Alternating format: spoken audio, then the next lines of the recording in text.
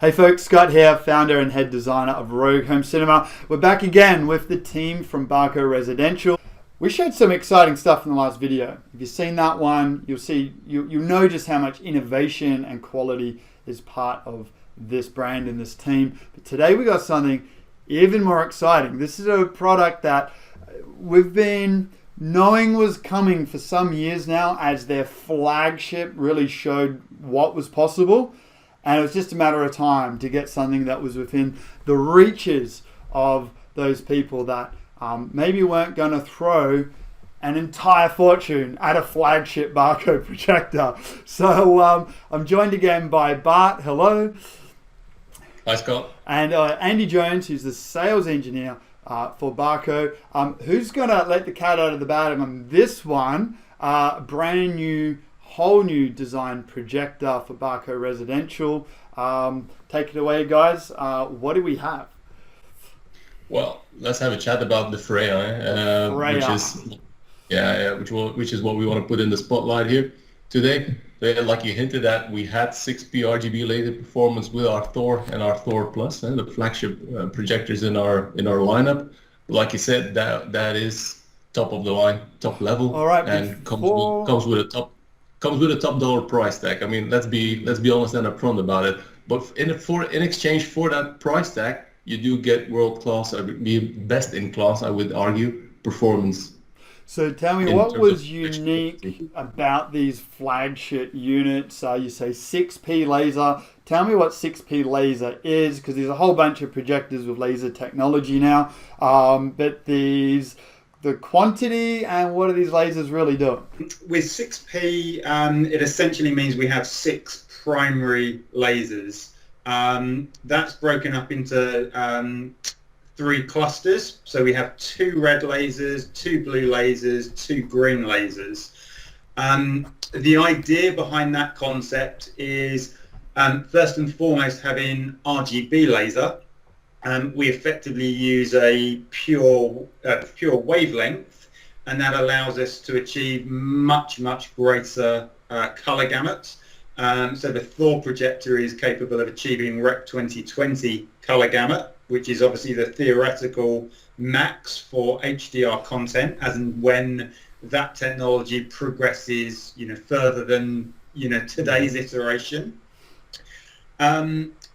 Also, by having the 2 different lasers per color, it allows us to create what we call a speckle-free image. So we don't get any laser speckle, which can be one of the downsides of laser technology.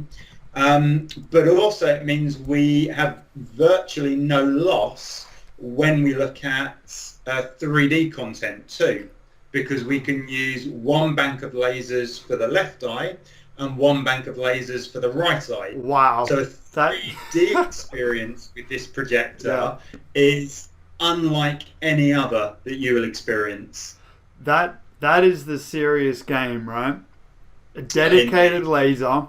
Because of course a basic human sight is built of red, blue, green. Therefore all our cameras and TVs are all based on red, blue, green. That's where all our colors come from. So you get a dedicated laser for each of the primary colors that we see, and as you say, you can, so that the laser color itself is the depth and saturation to not just try and achieve Rec 20. You say it's full. Is it the Thor? This is the Thor, right? This is the top model. Correct. Yep. And it does full Rec 2020 color space.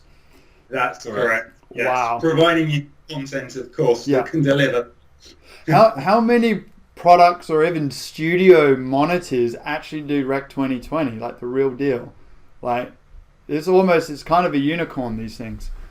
I was going to say, I certainly couldn't quantify it, but it's certainly not a large number. Let's put it that way. Wow. Because the jump from our normal Rec 7 HD color space, Rec 709, was trying to be broad for someone that's tuned into us for the first time, and we might be a bit too tech here, but the jump from standard HD residential color to P3 or DCI, which is the commercial color standard, is a very, subjectively from the viewer, it's a big increase of wow factor. It just looks more real. looks more exciting. And yet, and I will put the little triangles up on the YouTube in post here. Yet the P3 is considerably, like Rec 709 to P3 is a bit of a jump, and I'm like, wow, I love it. It's amazing. Rec 2020, man, is just so much bigger again. And we see so many units struggle to hit P3, or if they do, they go down to about 30% of their light output gets chopped off the table. To the point where a lot of our calibrations, we go, do we want the light? Do we want the color? And if it's only kind of stepping its way up towards P3, I'm like, you know what? Let's forget about the color. Let's keep some light in the project. These are obviously very budget-driven units. Now, the Barco, it's all about having your cake and eat it too, right? So we've got the color space and what sort of power output, which is probably another reason why not everyone needs a Thor Plus, although we might still all want it. What light output does the Thor Plus or the Thor series run? So the Thor has 15,000 ANSI lumens, and the Thor Plus is 32,000 ANSI. So wow. we're really starting to talk about customers that either want just flat out the very best image quality, money is no object, or customers that have exceptionally large screens and require that lumens output to actually get an exceptional image quality on them. Wow. So obviously the Plus was developed because clients were like, love it, I want it, but wanted to go bigger. So you guys have had to go, all right, let's build a bigger one. Absolutely. Originally we topped out at the Thor because we had thought that, a Thor with 15,000 ANSI lumens would be sufficient in pretty much all cases. And that is until the point where clients came along and were saying, we want to do bigger screens, but we want the image quality of the Thor. Can you help us? Do you have something? So that is how Thor Plus actually came into existence. Wow. So for people watching, you can do crazy stuff nowadays. And we've got the tech to help you out. Integrators all over the world who have stepped up their game, who have, educating themselves about the technologies and the manufacturers that can provide those technologies available. All of us in the high-end residential space, what we can deliver is at the level of the very, very best commercial cinemas, and in a lot of cases exceeding them even. Yeah, so, look, for me in Perth, I get when I travel, I'm on the East Coast often, so I'm in I always bang on about it. When I'm in Melbourne, I book my flight to Melbourne, I book my IMAX tickets, and I don't really mind what's playing, I'm going to watch it. And you guys actually helped co-develop, Barco co-developed the RGB light engine, I believe, and what those guys have been using. Yep, correct. Wow. So I've had an impression of what something like RGB laser can do. I'm lucky to watch 1917, Blade Runner 2049, a whole bunch of movies over the years, blockbusters, which is it's just absolutely amazing. So with that, I've also had some customers as well understand and know that, well, where is the market at? And I've talked about the Thor. I've talked about my experiences IMAX with RGB laser, and they're going awesome, and but a little bit $500,000, right? Which is what it is here in Australian dollars. So for those going, where's this going here? It's big bucks, and this is why this video and this launch of the new Freya model is so exciting, because this is a baby Thor, you could say, and given that actually a lot of the projects we work on aren't extraordinarily sized screens, a lot of private cinemas are actually probably 4.5 meters and under for us, because we're talking one row of seats, and we can get the geometry just right for that if people want really big or less viewing angles. So the new Freya is is RGB laser as well. But tell me about the banks and the clusters, whether it goes into that or what sort of makeup is the Freya and what sort of color range is the Freya achieving? Yeah, of course. So it's comparable technology to the Thor and Thor Plus, but rather than being 6P, so 6 primaries, it's 3P, 3 primaries. So we essentially have a single red, single blue, single green laser. Yeah. So the principle is the same. We can achieve that very wide color gamut. On the Freya, it's 80. No. On the Freya, it's 98.5% Rec 2020. Wow. So not quite full Rec 2020, but I think most viewers would be hard pushed to tell the difference. Wow. Particularly whilst we don't have content at that level. But obviously you won't have the same benefit when watching 3D content as you do on the floor. Not that typically we have a lot of drive and demand for 3D content residentially, but actually we tend to see that does increase slightly as people look at DCI units again. Okay, yeah, so that's another interesting element of the Freya is that it's a true DCI projector as well. So for those viewing that haven't heard of DCI before, maybe Bart, do you want to chat about what DCI is? And yeah, what models you guys carry to support that? Yeah. So back in the day when projectors all over the world started getting converted from the analog to the digital ones, there was this consensus within the industry. And when I say the industry, it's both about manufacturers but also the film studios involved. That there was this consensus. Okay, we have this new thing that's coming into existence. Let's sit around the table and come up with a standard, and that's where the DCI, the Digital Cinema Initiative, originated from back in the day, to make sure that everybody had the same guidelines, expectation. Nobody coming up with their own fancy proprietary things that would throw a wrench in here or there and cause trouble for everybody down the road. So that was actually a very, very great initiative. So that's DCI. And when we're talking about our DCI machines, what it means in reality is that they can play back DCP, so digital cinema packages.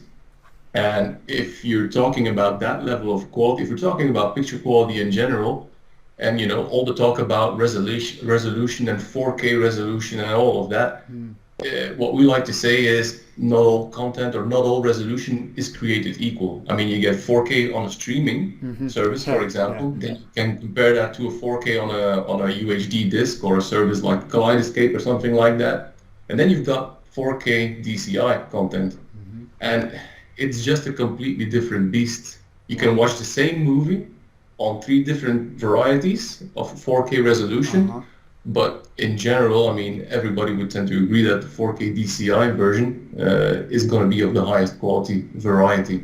Okay. And again, there are services out there that can deliver such level of quality on a large variety of content as well, because it's not only blockbusters, but it's also the indie movie, art house type of movie. Cool. So, yeah, services like Bel Air Cinema, for example, can provide that kind of content to clients that wish to achieve that level of high quality, but also, of course, the added benefit of being able to enjoy that content in the space, in the comfort of your own private residence, of course. So you don't need to go to the commercial cinema if that's what not necessarily where your preference lies. Yeah. Wow. So this is the authentic, real deal Hollywood prescription of the movie. It's what the commercial cinemas would be plugging in and running. So if the DCI, the Freya, is DCI compliant. So if you had a DCP, the digital cinema package, that is a player that can play back and you can access, buy the content in that quality, then the Freya will authentically play that back in its true nature then. So this isn't really close. It's like really it. Yeah, absolutely. I mean, it is the best. It is going to be exactly the same. But like we said, because of the somewhat smaller screen sizes that we're working with, I mean, the fact that we can really, how should I say this? in the residential space, we don't need to necessarily be talking about or worrying about a return on investment, right? Because it's not about getting people in the door and making sure that we provide a wow experience so that customers return to the cinema. In the residential space, you're talking about private clients, and it's all about what we think is return on experience, because you're going to be living that same wow experience time and time again, whether you're watching the latest Marvel film, whether you're watching the new Star Wars saga, whether you're watching the latest entry into the Planet Earth cycle. All of that, I mean, it doesn't really matter, but you're going to get that wow experience every time at the same level. Wow. And also important to mention is that all of our Barco Residential DCI machines come equipped with the Barco Alchemy integrated cinema media processor. So that's got the capability, obviously, to play back the DCP content, but also your standard consumer level content, which is going to be played back over HDMI 2.0, of course. Right. So it can do everything. You can plug in the Apple TV and the Blu-ray player, and we can even run DCP into it as well, which, given the capability of the unit, why not, right? So, but now there's one thing that people might have in their mind is, well, you talk about the quality and this one's better than this one. There is a very tangible, factual element to that as well, other than, oh, it's better, is the amount of data that's running through a DCP versus an Apple 4K. So for those that are maybe, what's the right word, a bit sus on, oh, is that the real thing? It's like, well, let's look at the data rates and let that, tell the tale. So I know they're a bit hard off the top of the head, but basic data rates, I know we covered it on another video, but maybe Andy, what have we got difference-wise between those techs? So typical, I don't know how this translates country to country, admittedly, but suddenly Netflix in the UK, where I'm based, a 4K stream is typically capped at about 15 megabits a second. Same in Australia.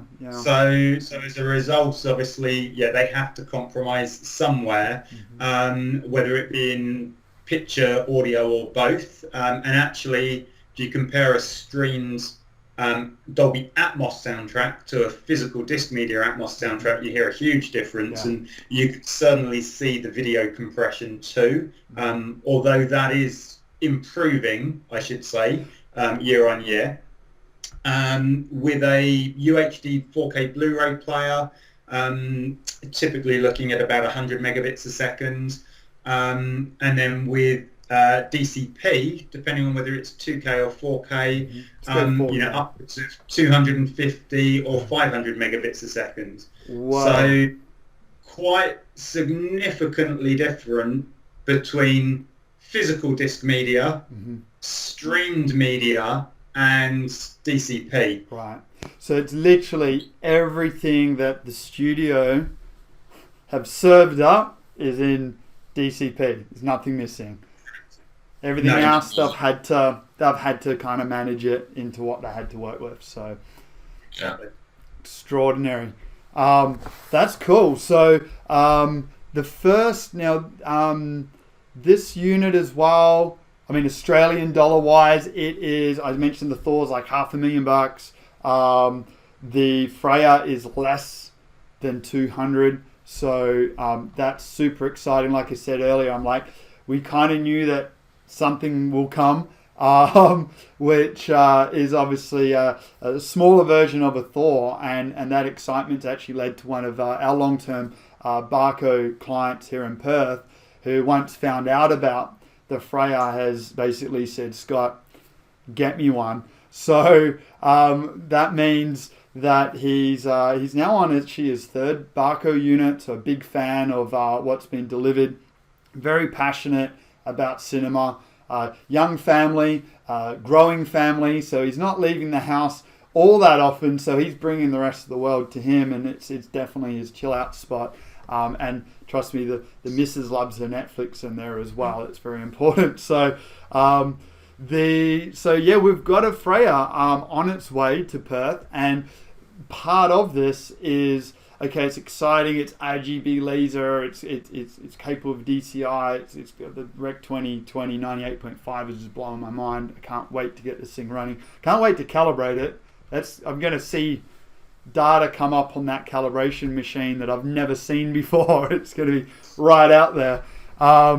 Is this thing broken? No, it's the real deal, right? So, but the installation. So what I'm getting at here is the installation is no easy feat. DCI compliance, comes into this. It needs to play some rules. It's heavy. It's big. It's 90 kilograms.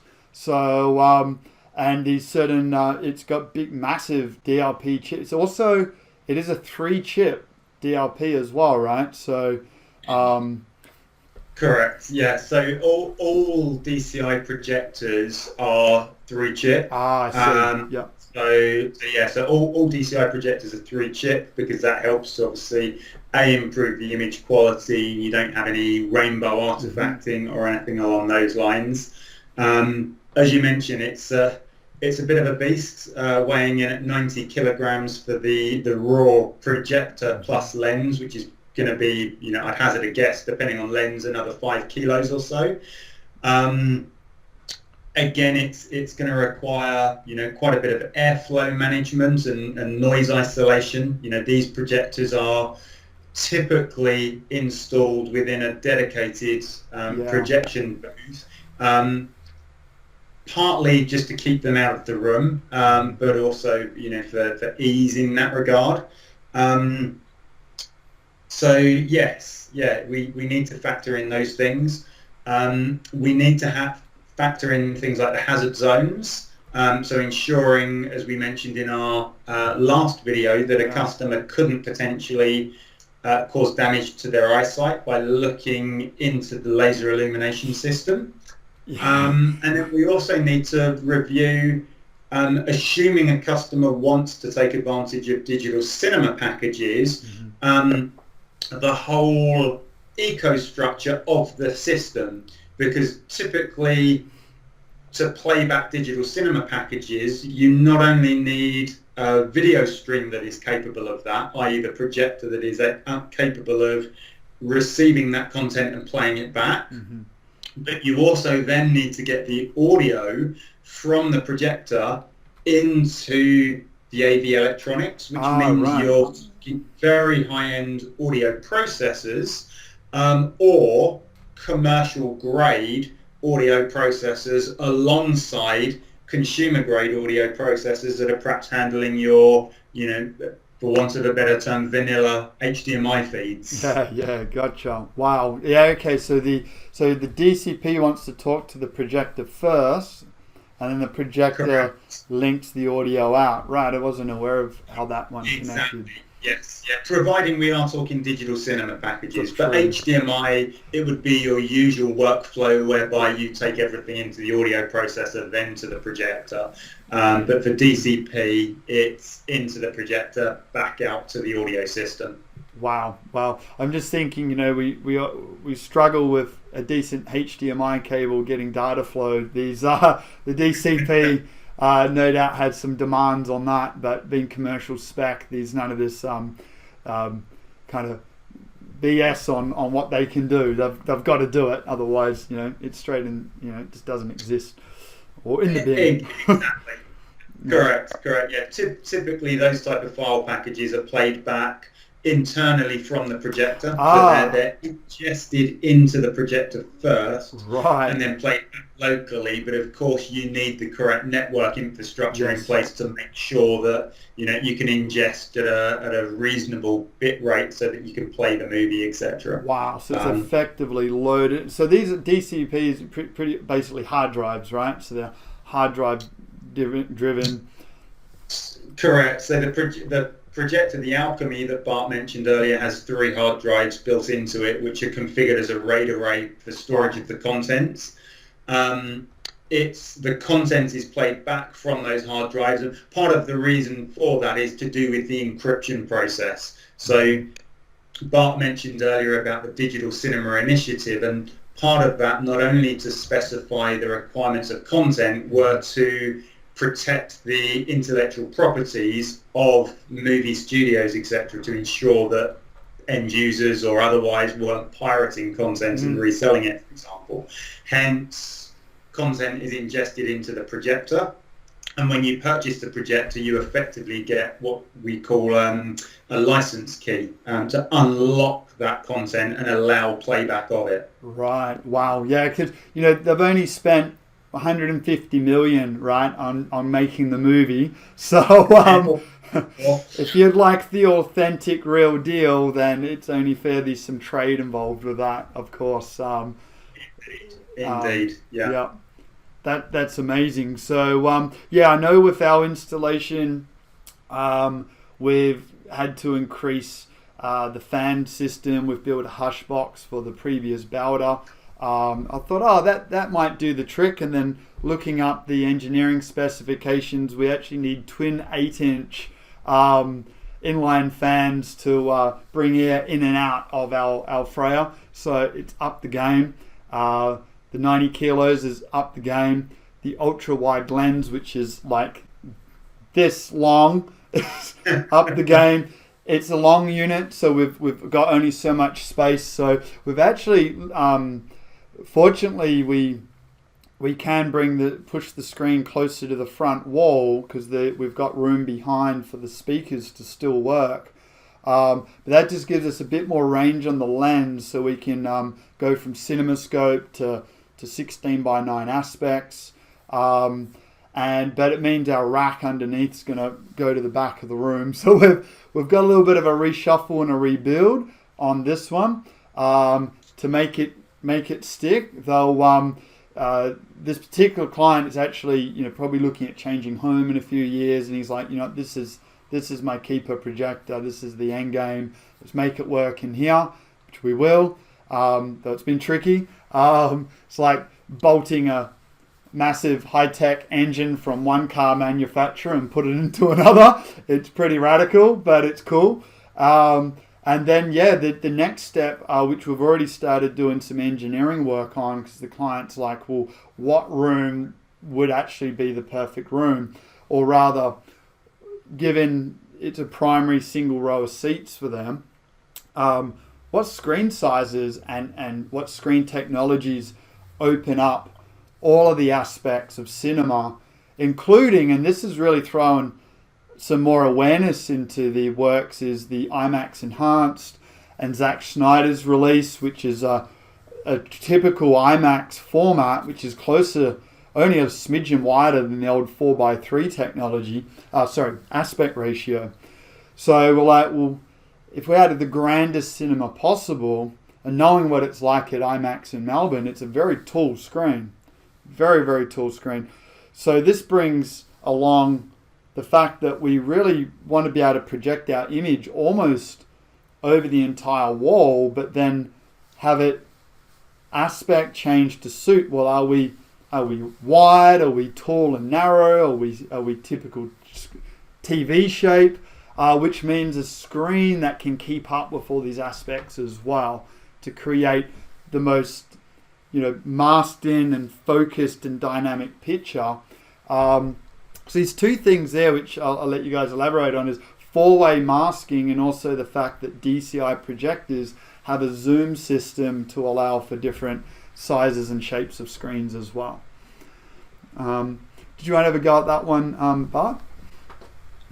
I was going to cycle back for 1 second. Oh yeah, sure, please.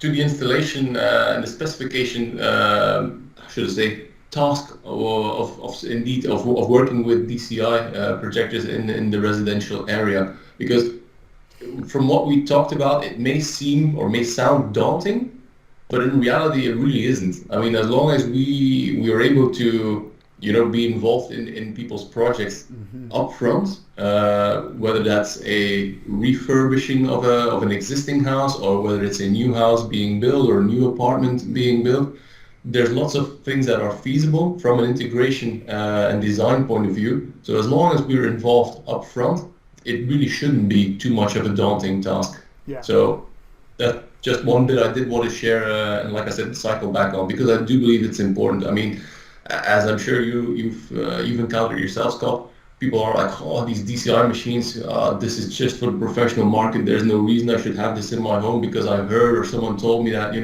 it's difficult and it's a challenge, etc., etc. And they come with huge coolers and whatnot. So in the case of Freya, it really becomes a very, very attractive proposition because the cooling is integrated, so you don't have the external cooling units, the chillers like you have with the Thor or the Thor Plus. So you save some space, you save some potential challenges with that, just right off the bat. So immediately your design process is eased up a little bit in that regard. Yeah, no, for sure. The engineering standards are there, and you guys have been great with helping us through this new project. I've not done a projector quite like this before, so there were definitely some things to check on, and we're just so excited to have that one. Probably August we'll have that one up and running, and I'll be able to look people in the eye in the YouTube land there and really say that this thing's doing what we all expect. So awesome. So the big thing is this projector's got 7,500 lumens. It's got the zooming capability of the lens to allow various sizes or aspects. So the best companion to this projector would be the 4-way masking. Andy, do you want to chat a little bit how that works alongside something like the Freya? Yeah, of course. So there are typically 3 types of masking systems that we look at on the market. So we have screens that are constant height that have lateral masking, so the masks come in left to right. We have top and bottom masking, so that would typically be a 16:9 screen where the masks close top and bottom. Or we have a 4-way masking that combines those 2 technologies. So with a lateral masking screen, we tend to say, they're designed for dedicated cinemas where much of the content you're watching is likely to be CinemaScope, and then obviously the image gets smaller as you go perhaps to 2.0 or 16:9. We often say that 16:9 masking screens, top and bottom, are media room screens where perhaps you want to watch the soccer or the Aussie rules or whatever it may be, perhaps a bit of computer gaming, which that content is typically a 16:9 format, and then when you watch a movie, the screen size decreases. They're both great in their own applications, but you do have the drawback of image getting smaller when you want to watch 16:9, or when you want to watch a movie, actually the movie gets smaller, which is less enjoyable. So a 4-way masking screen gives you typically the best of both worlds, and it bridges that differential on screen formats between the 2. So generally they would be a 2.0 aspect ratio, although we do have some partners that match the DMD output of the projector and do a 1.90 screen ratio, for example. That way you don't use any zoom. You just project and mask the image, but typically speaking, they're 2.0. That means for any aspect ratio wider than 2.0, you bring the top masks down, and for anything that's 2.0 or indeed narrower, you would close the mask. So 16:9 or 4:3, masks would close in laterally, and it just means that you maximize screen image size for whatever viewing environment you have or viewing content you have. Actually, some customers take that even a step further, whereby they may have 3 or 4 seats within a cinema, 3 or 4 rows within a cinema. 3 or 4 seats would be a little bit sad. But they may well change the size of the image based on whether there are, perhaps 2 rows of seats being used, i.e. maybe just a family watch. And then they have a big screen for when they have all of the guests over, etc., and they're using all 4 rows. So they optimize the viewing screen size with a perfectly masked image based on who's in the room, what row they're watching from, etc. So you can even take it to that degree of technicality, should you wish. I like that. That's the sort of stuff that I'd definitely do. There is also some content which you might not always want at, IMAX scale, or cinematic scale. So I guess you could also bring it down to be more comfortable for some content. And then you can, and obviously if it's movies or cinema, the cinematographers have designed this for the big screen. Particularly if it's IMAX content, it's designed for a massive screen. So it would be usually as big and wide and tall as it can possibly be. But then these could be some sort of average TV type content. I don't know if you'd watch the news in there, but people still watch the news. But do you really need the news presenter looking that big at you? That would probably scale down. Some gaming could vary a little bit as well. So yeah, and then the number of rows or who's watching. I know with many of the cinemas we do with multiple rows, some family members would usually sit at the front, some more at the back. So it means, I guess, someone could choose the front row and then choose their screen size as well, rather than choosing the row of seats.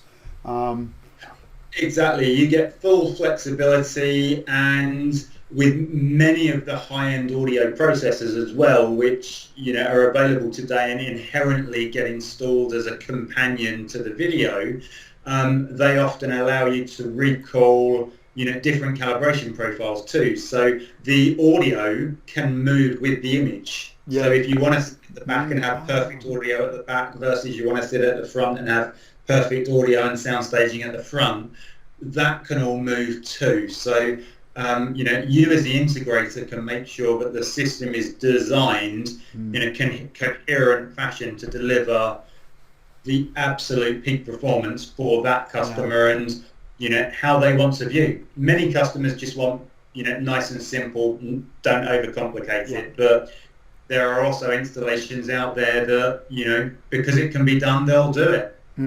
There's like that sports button on the supercar where there's no one else in the car, just you, and you want to give this thing a go, tighten up the suspension, do all that stuff. So that's so you can focus the whole installation on one seat and have the optimized picture and sound personalized with that client's preferences for that one seat, and then not selfishly have an entertainment mode which opens it up to the other seats and spreads the sound around a bit more even. And so we often do that. We often have like a performance, centered around one or two seats, and then we have like a bit of a, particularly like we do the F1 often. So we'll have the beanbags and the back row bar seats full and the primary seats in our demo cinema. And, you don't want someone sitting next to the surround back channel. So we might even sometimes just shut them off or turn them right down. And it's more about the front stage. So it's a good sports mode.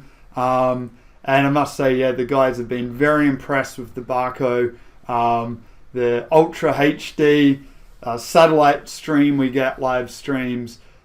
Just fantastic, and they're actually also in the wider color space now as well. We did some tests recently where we went to actually distribute our satellite box into multiple systems, and we appeared to get the 4K and all the rest of it, but then upon inspection, the switcher would drop the 2020 color, the wide color, back to Rec 709, and I thought, well, I wonder if that's just a fancy flag and we get 709 anyway. So we did some tests on Ferrari red. We paused the Ferrari on the screen and subjectively looked at the two and actually measured the red through the calibration tools. And sure enough, the satellite unit is actually delivering wide color space for us live in 4K.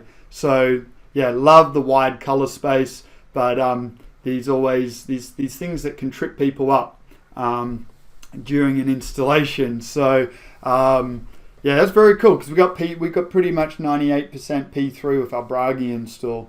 And when I saw that, I'm like, the switcher is out.